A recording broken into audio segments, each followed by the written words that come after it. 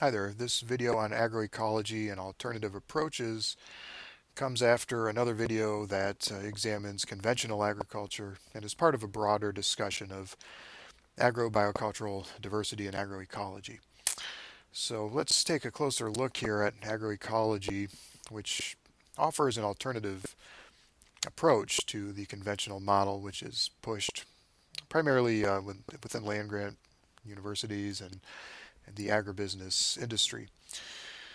And agroecology is a holistic approach. It resists the urge to dissect and separate the elements, as it were, as we see with monocrop agriculture or even livestock rearing, which involves only one species in massive quantities. Right? So, which is not always necessary. Agroecology is not always necessarily productivist. It's not always looking at getting the biggest bang for your buck, but may also have some other concerns like sustainability. So, synthesizing the human, social, cultural, economic, political, built, and natural processes is central to it. In other words, what we call the community capitals is central. And community capitals framework is something used by community development specialists to help develop a more sustainable balance so that as communities develop, they're not too heavily focused only on the economy to the detriment of the environment, or ignoring human capital, giving people an education and keeping them healthy. Cultural capital, the legacy of a community, its language and its knowledge, shared knowledge base. Social capital, the mutually supportive relationships and social networks, norms of trust and reciprocity.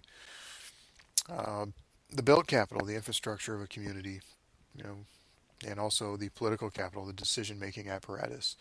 So all of these need to be kept in balance if we're going to have some semblance of sustainable development. And of course, if we go to a narrow focus on productivism, which might be solely interested in financial capital, we might be neglecting some of the other capitals in this chart. So holistic approaches benefit from the framework we just reviewed. In short, a whole systems approach to building sustainable agroecosystems. And so the key is that it provides a scientific framework. It is scientific, even though it's departing from the conventional paradigm.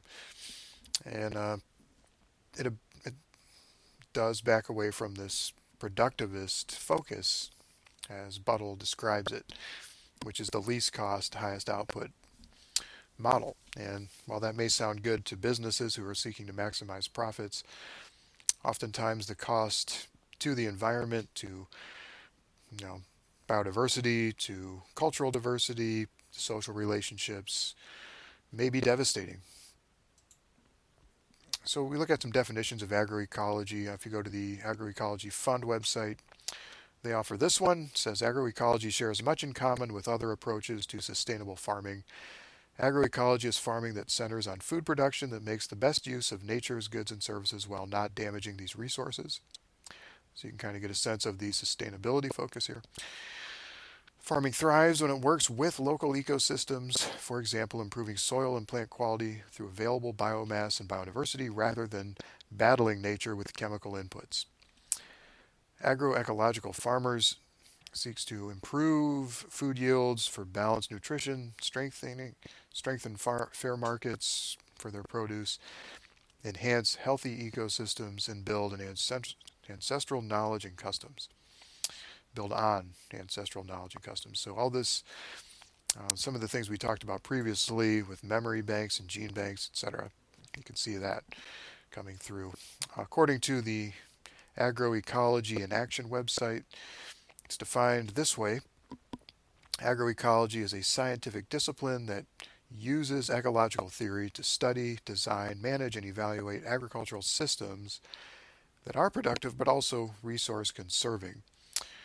Agroecological research considers interactions of all important biophysical, technical, and socioeconomic components of farming systems. Maybe you can see the community capitals framework there, and regards these systems as the fundamental units of study, where mineral cycles, energy transformations, biological processes, socioeconomic relationships are analyzed as a whole in an interdisciplinary fashion.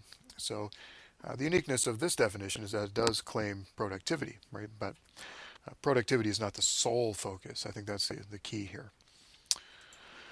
So what we're really talking about are alternative means and ends. In terms of the means, rather than a high capital, highly technological approach, it's low capital, low tech in terms of throughput. So we're not relying on, say, chemical inputs as much. It's more labor intensive.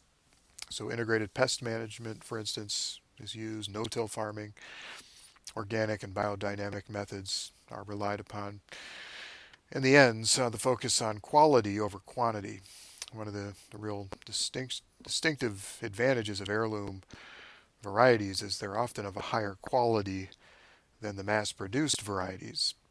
For instance, with milk, most of the mass-produced milk is from Holstein cattle, which have the highest volume output, but the quality of Holstein milk often pales in comparison to some other varieties, such as from Guernseys or Brown Swiss, which might produce a richer, creamier milk.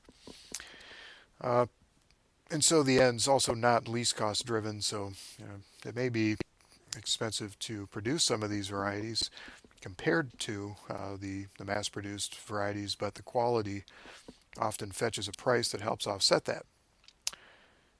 And then one of the real benefits is putting the culture back into agriculture, using local knowledge of how to farm, maybe more sustainable, considers non-market outcomes like subsistence, which is important to the peasant movement, as we said. And we shouldn't be put off, but there are several different names here that we can see that fall under the umbrella of alternative agriculture. This is a sampling. There are probably more as we speak being developed.